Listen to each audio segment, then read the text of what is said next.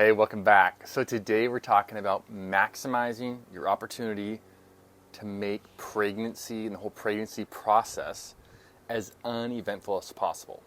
It's already a miracle. We want to make that miracle just awesome and not a bunch of complications, right? So over and over, I'll have women coming in to my practice suffering from infertility by themselves. I don't think that's right. You know, they've gone through test after test, been to all kinds of specialists, and they're essentially told that they are the problem. Their body is just not coming through for them. In regards to procreation, it's not working out. And man, this is false. You know, talk about stressful and just feeling a burden when you want to have babies and you want to have kids. So what is often overlooked is that it takes a woman and a man, an egg and a sperm that must come together to fill up a womb with a baby. So it's not just on the lady, and it's not just on the guy either, but usually we put it all on the lady, put it on the woman. So for starters, if you're having trouble getting pregnant, recognize that there's only a 15 to 20% chance in any given month that you will get pregnant if everything was just lined up perfectly. So any given month, 15 to 20% chance that you will become pregnant, barring any other kind of complication. Secondly, just because a woman carries a baby in her womb for 9 months and then, must give birth, go through the whole birthing process, it doesn't mean that the male doesn't have a huge part to play in his wife getting pregnant, staying pregnant, and then minimizing any potential complications of the pregnancy process, the birthing process, and the after birthing process, the post natal period. Because pregnancy, it's not all about the health of the mother, and a healthy pregnancy isn't all about the health of the mother. The father of the child has literally an equal role to play, even though the dads don't get much published about him. Ladies, consider, I would ask your husband, step it up. They got to step it up to their lifestyle if they're not, and make sure if they've got any of the, or if your guy watching this, husband watching this, hopeful father watching this, got any conditions related to obesity, diabetes, high blood pressure, high cholesterol, dysregulation of cholesterol, there is actually a 27% increased risk of losing the pregnancy if the father has these conditions present. And another study found that diabetic men on metformin, you may have heard of metformin, 1,000 milligrams twice a day kind of thing, often touted even as an anti-aging medication, that diabetic men on metformin had actually decreased sperm counts, and their offspring had a greatly increased risk of birth defects, especially genital defects in boys. That's bad news. Using reproductive technology for infertility, it's consistently increasing by 10% a year. Isn't that wild? 10% a year it's going up. And that just shows you how much infertility is going on. And this is not just because humans can't procreate anymore and there's something wrong with humanity. I mean, there is something wrong with humanity, but it is that the Western lifestyle, generation after generation, is starting to compound negatively on itself. And it's decreasing the capacity for procreation. Sperm quantity, sperm quality, they're decreasing. Diabetes, pre-diabetes states, those are skyrocketing, which in itself causes sperm damage, specifically damage to the DNA of sperm, impairs fertility, and increases the risk of pregnancy loss after you become pregnant. All around this metabolic syndrome picture. Isn't that wild? But what it's cool is it means there's something we can do about it. Another study showed that fathers with high blood pressure, diabetes, obesity, or depression had a 19% higher odds of having a preterm infant. Of course, the mother's carrying the baby here. A 23% higher odds of having a low birth weight infant. And a 28% higher odds of having a baby that required NICU services. That is not a place we need to be. And these are all based off of and surrounding lifestyle issues. But it goes farther. Unfit fathers, like not like literally like fitness, low fitness, have an increased likelihood that the mother will actually end up with gestational diabetes or preeclampsia. So a dad being unfit, a dad not being in control of his lifestyle and taking good care of himself, actually increases the risk that his wife, the mother of his baby, is going to have gestational diabetes or preeclampsia. I know it's crazy.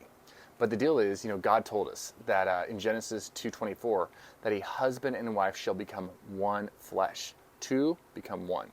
And Mark 10:8 actually says that the two shall become one flesh.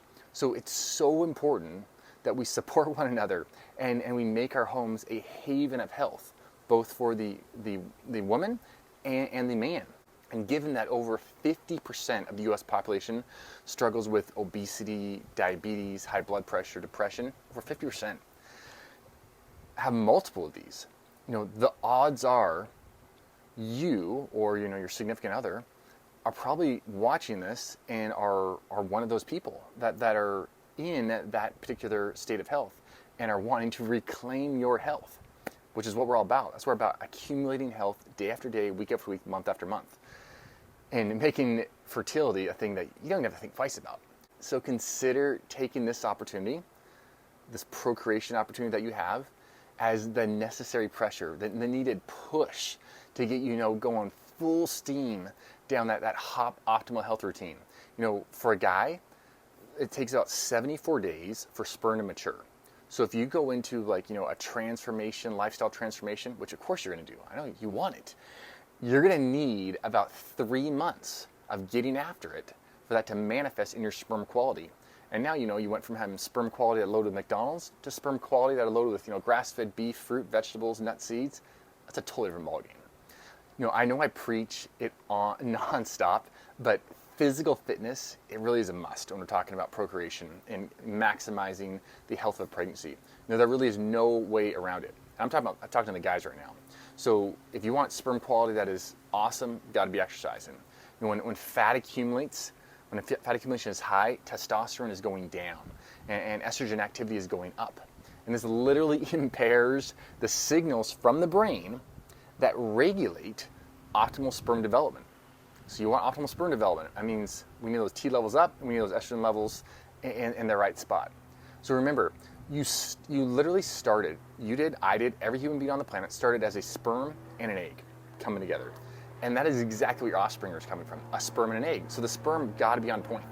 And muscle making, as that goes up, the ratios of muscle go up, sperm quality goes up. You may have heard actually as well that sauna use or like hot tub use can lower sperm counts, which is true.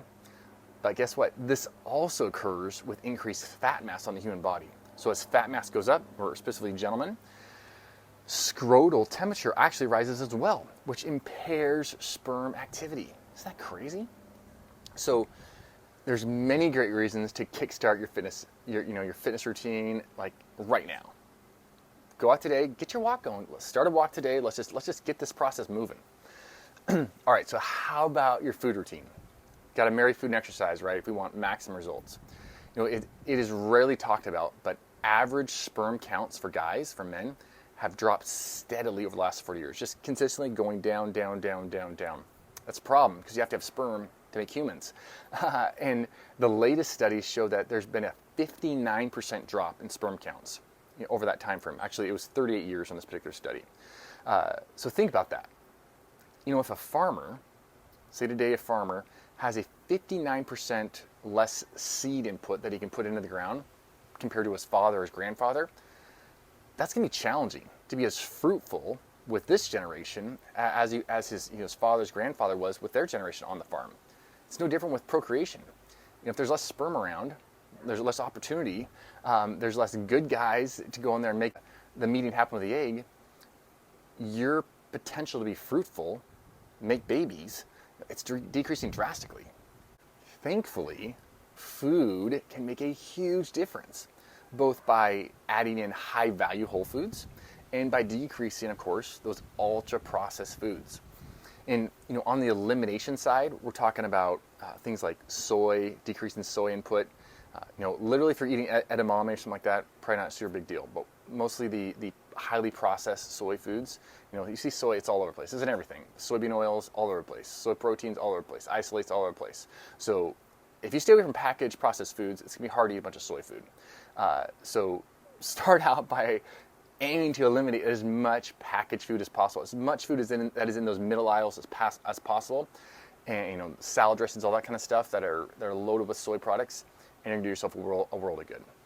Secondly is those processed meats, like the ham, salami, pepperoni, sausages, bacon. Those can lead to decreased sperm motility numbers.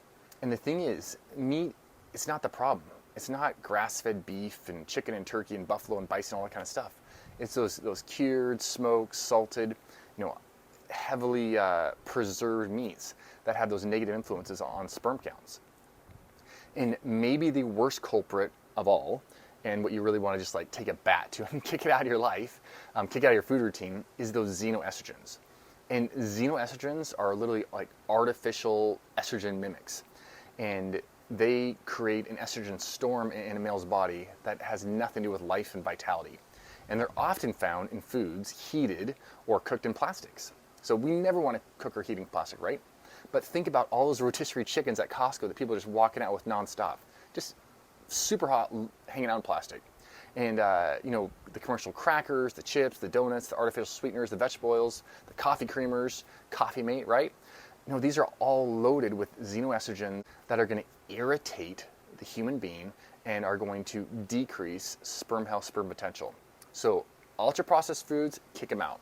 And realize that, the more local, the more organic, grass-fed, those foods, like I said, they're not found in the middle aisles of the grocery store, the better off you're going to be.